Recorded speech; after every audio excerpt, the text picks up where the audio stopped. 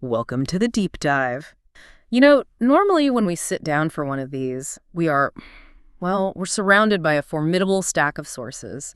We have articles spanning decades, conflicting research papers, maybe a white paper, a memoir or two. Right. And the real work, it's in the synthesis. It's about finding the common threads in all that noise. Today, however, it's a fascinating and, I think, a unique intellectual challenge. It really is. We're setting out to perform the deepest dive we have ever attempted on, frankly, the smallest source material we've ever received. Yeah. We have one single statement. Just one. It's concise, it's potent, and it's universally recognized, but I think it's rarely treated with the intellectual rigor it really deserves. Absolutely. Our entire mission today is to treat this one short text, this little nugget of pure wisdom, with the meticulous, almost forensic depth we usually reserve for, extensive historical or scientific research. We're stripping away any sense of familiarity, taking it out of the realm of just a throwaway affirmation and looking at it as a piece of really sophisticated linguistic architecture. Almost. Psychological engineering. It's a formula. It is a formula. And the source is, you're right, deceptively simple. It's often attributed broadly, but it's crystallized perfectly in this specific framing. I'm going to read the full quote now because every single phrase it's a loaded assertion. Okay, let's hear it. Believe in yourself. You are braver than you think, more talented than you know, and capable of more than you imagine. And that's it. That is our entire source text for today. And we've identified 4 distinct claims within that short statement. And they aren't random. They build on each other in a very specific order. A very deliberate sequence. Exactly. So we're not just looking at what it says, belief, bravery, talent, capacity. We're looking at the critical relationship between these concepts. And what it implies. And what it implies about the constraints we operate under, the constraints of doubt, self-perception, and imagination, that the source claims are, fundamentally flawed. So we're going to start, naturally, right where the source commands us to begin. Right. So the statement doesn't ease us in. It doesn't give you a preamble. The very first thing it provides is a mandate. It's an imperative. A command. Believe in yourself. It doesn't begin with a passive description, like you might have some talent or a gentle suggestion. Right, like it would be good if you were brave. Exactly. It starts with a prerequisite action, a direct instruction. And that grammatical choice it's absolutely crucial. By using that imperative form, the source presents self-belief not as some abstract emotional state you hope to arrive at. Not a feeling. Not a feeling. It's presented as an act of volition. It's an instruction to initiate something, to consciously flip a mental switch. I think that's so significant because it just removes the common excuse, right? I can't just feel belief. Exactly. We hear that all the time. The text suggests you don't wait to feel it. You decide it. It's a choice. You perform the act of believing. I find the placement of it just so strategic. I mean, why put belief first?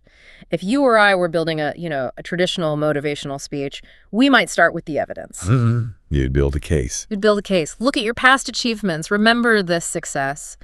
All to build up to the grand conclusion of belief.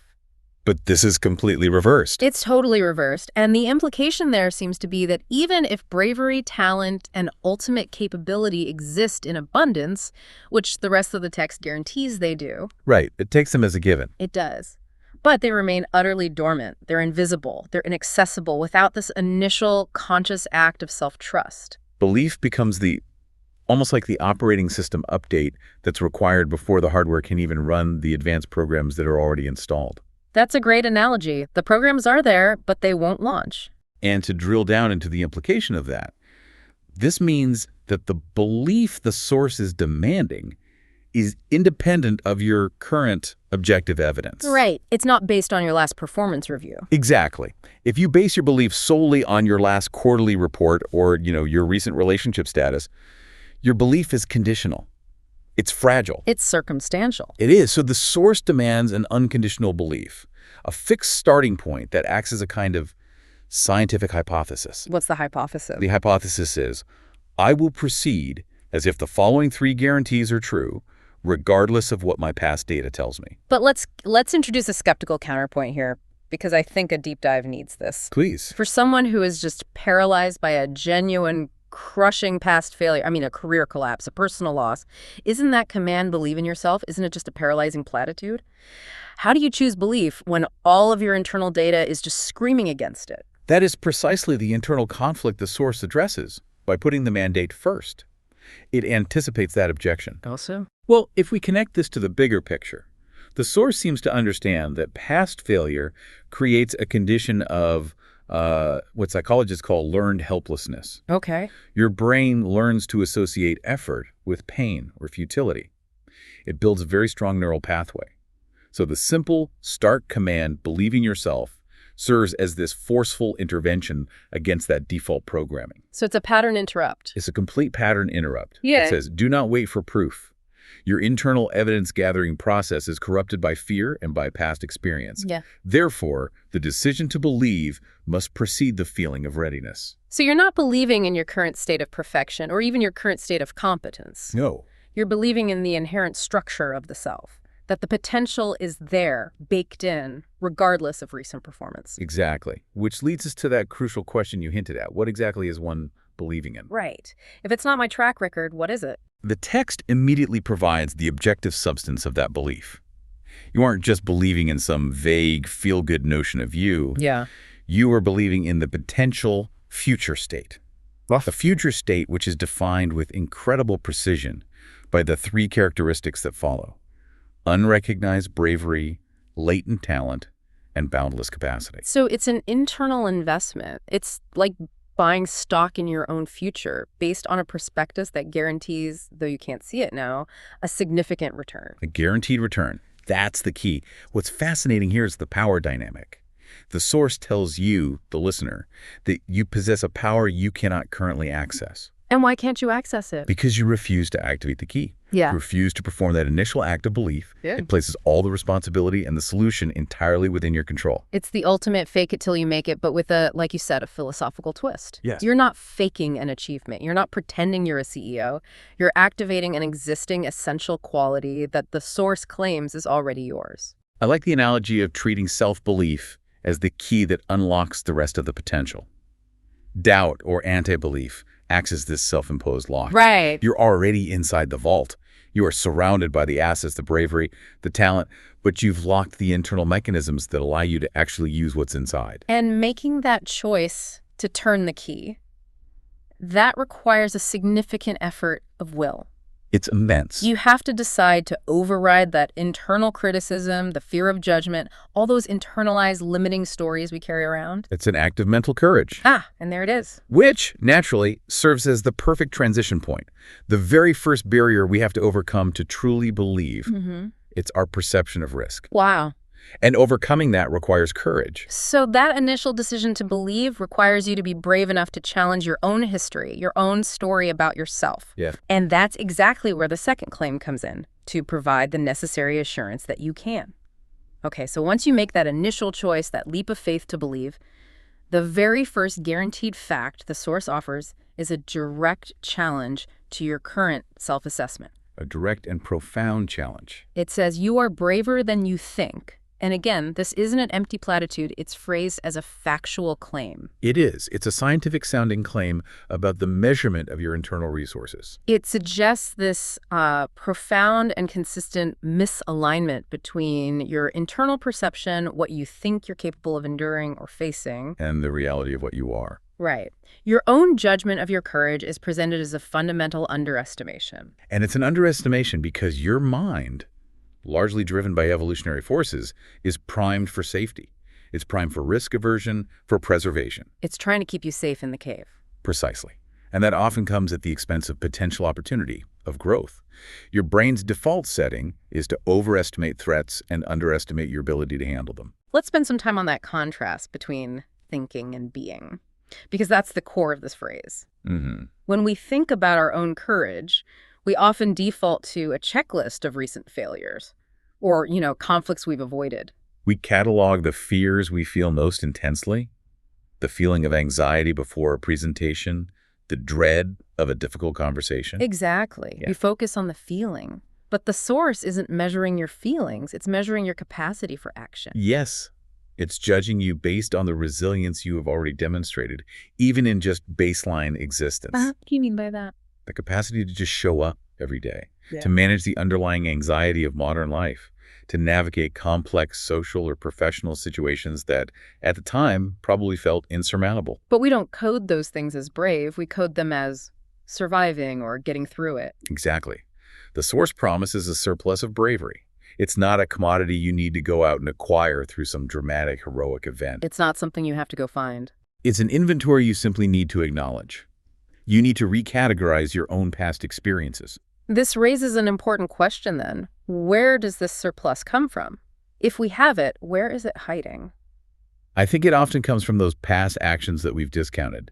The person who endured a really difficult career transition, or the person who maintained relationships through profound grief. Or even just the person who had to give a presentation at work despite being terrified of public speaking. Right. They label those acts as stressful or necessary, not brave. The quote reclassifies them. It says, no, that was a deposit into your courage account. I think we need to dive deeper into why we think less of our own bravery. There has to be a psychological reason for that miscalculation. I think if we were to fully recognize how brave we actually are, it would open us up to the possibility of bigger, more terrifying challenges. It raises the stakes. It raises the stakes. So underestimating our courage is a kind of subconscious self-protective mechanism. It's a governor on the engine. If you don't think you're brave, you don't have to risk. You have a perfect excuse for staying put. You've really hit on the essence of the internal constraint here. The failure to believe, which we just discussed in section 1, is directly linked to this perceived lack of courage. Right. The self-limiting mechanism says, I am not brave enough to try X, therefore I cannot succeed at X, therefore it is pointless to believe I can. And by guaranteeing a quantum of bravery that exceeds your own assessment, the, quote, fundamentally dismantles the rationale behind that inertia. It removes the excuse. It assures you the infrastructure to handle the risk is already built. You're cleared for takeoff. Exactly. Let's analyze the specific word here. Braver. It's a comparative adjective. Braver than what? The source says braver than you think. Which means it's braver than the worst-case scenario you are currently running in your head. It guarantees that your actual risk mitigation capability, your ability to recover, to adapt, to keep moving forward after a setback is higher than the perceived risk of the action itself. So your fear-based thinking is a faulty calculator. It consistently gets the numbers wrong. It does. And the implication of braver than you think is that this latent bravery is accessed in the moment of necessity, not in the comfortable planning stage. Oh, that's a huge point. If you wait until you feel brave, you will never start. The feeling of bravery often only arrives after the brave act has been committed. It's a trailing indicator, not a leading one. Perfectly put. The source argues that you possess a higher threshold for enduring difficulty than your anticipatory mind can possibly calculate. To pivot off that concept for a second, what if we redefine bravery in the context of this quote? Instead of just the absence of fear or even the capacity to act despite fear, perhaps the source is implying bravery as the internal recognition that the cost of inaction is greater than the cost of failure. The cost of remaining small. The cost of remaining small, unfulfilled, unexpressed. When that calculation finally flips in your mind, bravery is simply the logical outcome. Action becomes the only rational choice. That's a powerful philosophical shift.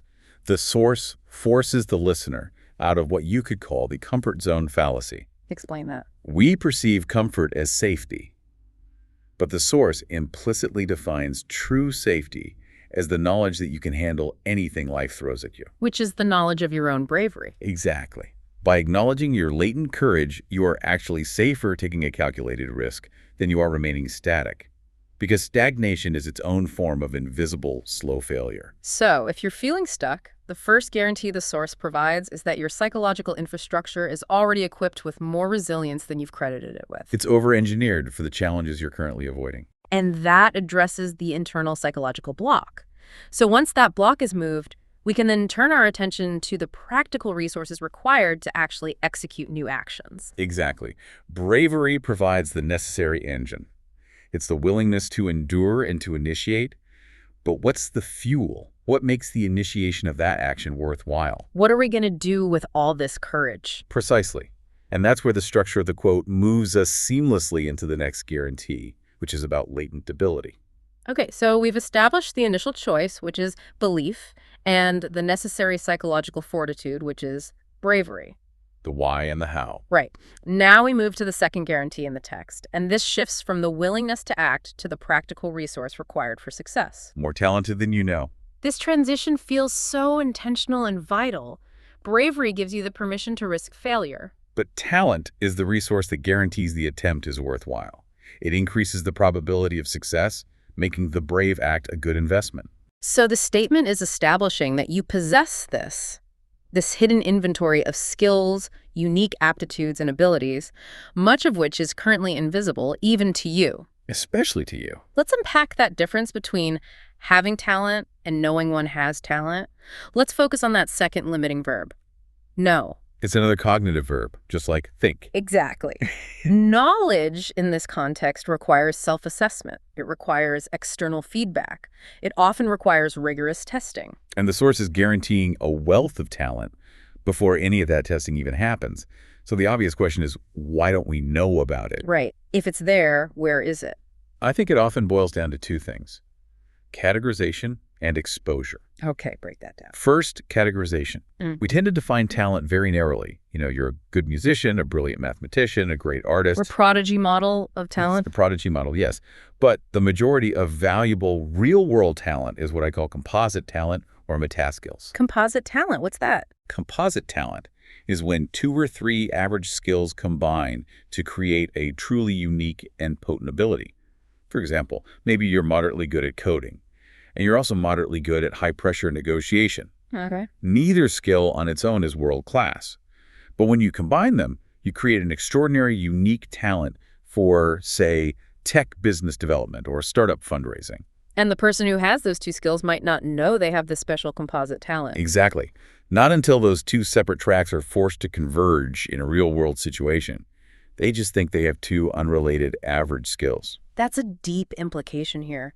The source implies that true talent goes beyond our currently practiced single-track skills. It's about the potential for synergy. We are all walking databases of skills acquired through thousands of disparate experiences. The real talent might not be any individual entry in that database, But the unique search function only you possess that can connect those entries in a new and novel way. Perfectly said. The psychological leap required here is substantial. The primary reasons we don't know our talent are often 1, fear of failure, which the previous section on bravery handles, Right. and 2, a simple lack of necessity. We haven't been forced by circumstance to develop the skill, or we are just comfortable enough that we don't feel the need to push our boundaries. So the source is making a promise. If you venture out of your zone of comfort, using that unrecognized bravery you have, you will discover resources you didn't even catalog on your way in. Which means that training, exposure, and risk are not liabilities. They are not drains on your resources. They're acts of reconnaissance. Exactly. You are preloaded with potential.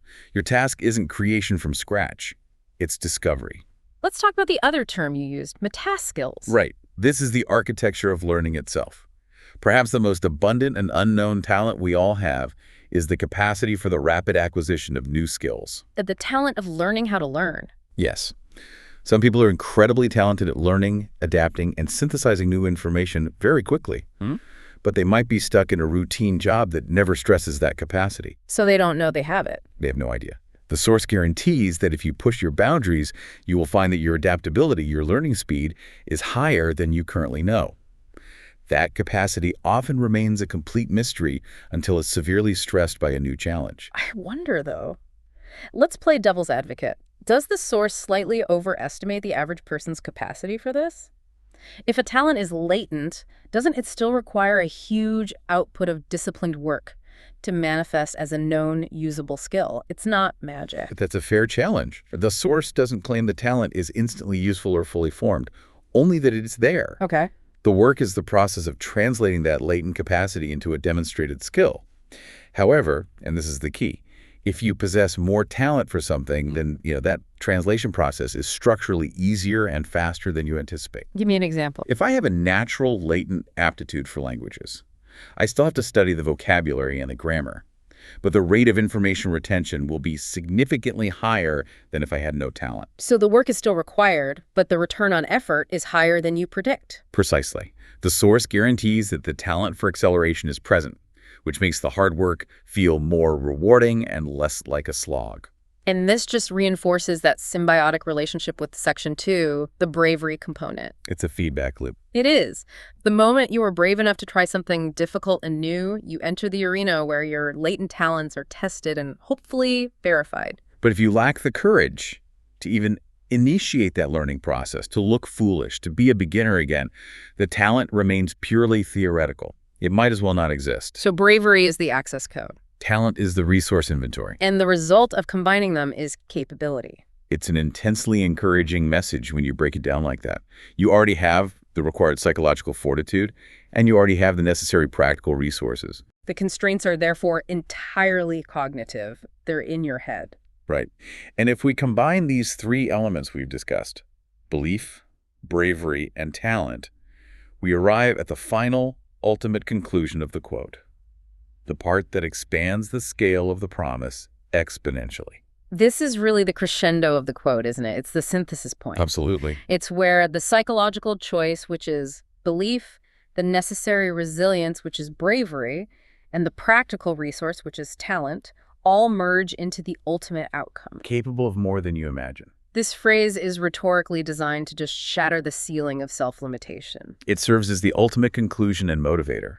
It synthesizes all those internal resources we just talked about into external achievement, into real-world impact. It's the payoff. The payoff for that initial difficult act of belief is a capability that is not just incremental, not just a little bit better. No, it's fundamentally beyond the limits of your current mental projection.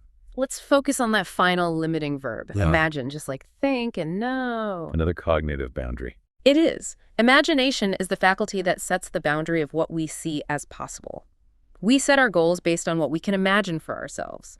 A specific job title, a defined net worth, a measurable impact. We consciously build our comfort zone just inside the boundary of what we think we can achieve. Right. And the quote asserts that reality, your true holistic capability, surpasses that boundary. It exists outside the map you've drawn for your own life. This forces us to address the psychology of low expectations. I mean, why do we imagine too little? It feels safer. It's a preemptive defense mechanism. If I aim low, I dramatically reduce the risk of a spectacular failure.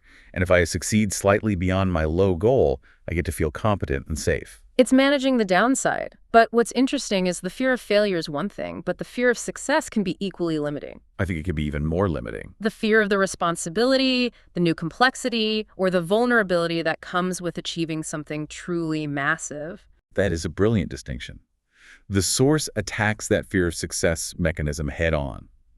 It assures the listener that they are structurally equipped to handle the complexity and scale that great success demands. So if you are capable of more than you imagine, then the responsibility that comes with that capability cannot overwhelm you. Because you have the latent bravery and the composite talent to manage it. It's all part of the same system. If we connect this to the bigger picture, the quote is suggesting a fundamental internal over-delivery mechanism. Say more about that. The self is inherently structured to exceed its own expectations, provided that the framework of belief and action is established first. The limitation isn't external physics or, a lack of resources in the world. The limitation is a profound failure of cognitive projection. Yes. You are, in essence, running a V8 engine, but you've put a governor on it. You've capped the throttle at 50% because you can't imagine what it would feel like to go at full speed. Okay, let's unpack the scale that's implied by the word more. This isn't just saying you can do, 5% better than you planned. No, it's not a minor improvement. If you are currently imagining success on a scale of, let's call it X, the source guarantees you are capable of a scale that exists in a dimension you haven't even factored in yet. So maybe X is your professional success. Right. But your total capacity might include a profound, life-altering impact on your community, which is Y, and the invention of something entirely novel, which is feed. The source guarantees that X plus Y plus Z is possible, even if you are only currently allowing yourself to imagine X. This raises a really profound philosophical challenge to all the traditional goal-setting methodologies we're taught. How so? Well, if your capability exceeds your imagination, how do you set a goal? You cannot aim for something you literally cannot conceive of. That's a paradox. It is. Therefore, the source subtly redefines the entire process. Success is not about hitting a static, predefined goal. Success is the continuous process of pushing the limit of your imagination through demonstrable action. So the goal becomes the relentless expansion of what is possible. It's constantly being redefined by your new achievements. Exactly.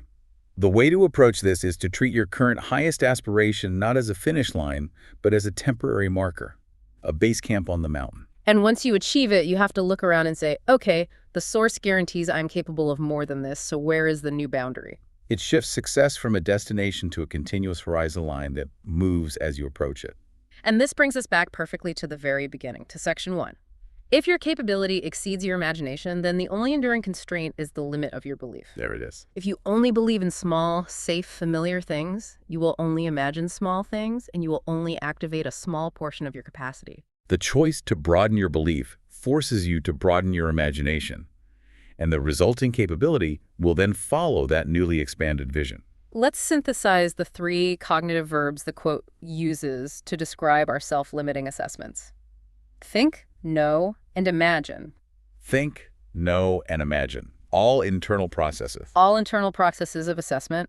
The source is pointing out that the real limitations are these internal self-assessment errors, not external reality constraints. You think too little of your courage. You know too little of your skills. And you imagine too little of your final impact. The text is a systematic attack on your own internal mental accounting system. It's telling you your books are cooked. It's a radical statement about human potential. It guarantees an internal over-delivery mechanism. You are inherently structured to exceed your own expectations. Therefore, if you're stuck, the problem is never the resources, the bravery, or the talent, or the ultimate goal, the capacity. The problem is the reluctance to engage the ignition switch. The belief. The belief. And it also gives you an excellent roadmap for when you feel stalled. A diagnostic tool. A diagnostic tool, exactly. Yeah. If you feel incapable, don't ask yourself, do I have the skill? Ask yourself, what is the specific fear I am refusing to face? That's bravery.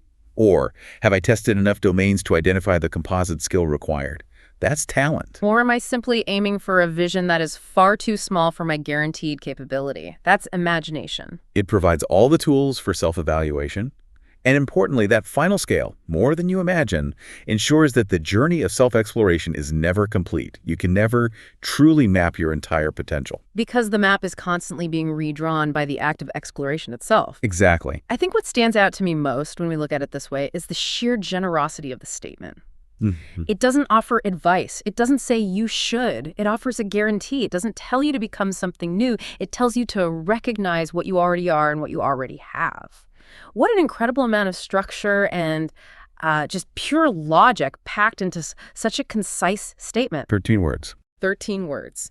And we have treated them with the respect usually reserved for a comprehensive philosophical text. And honestly, the deeper we go, the more robust the claims appear to be.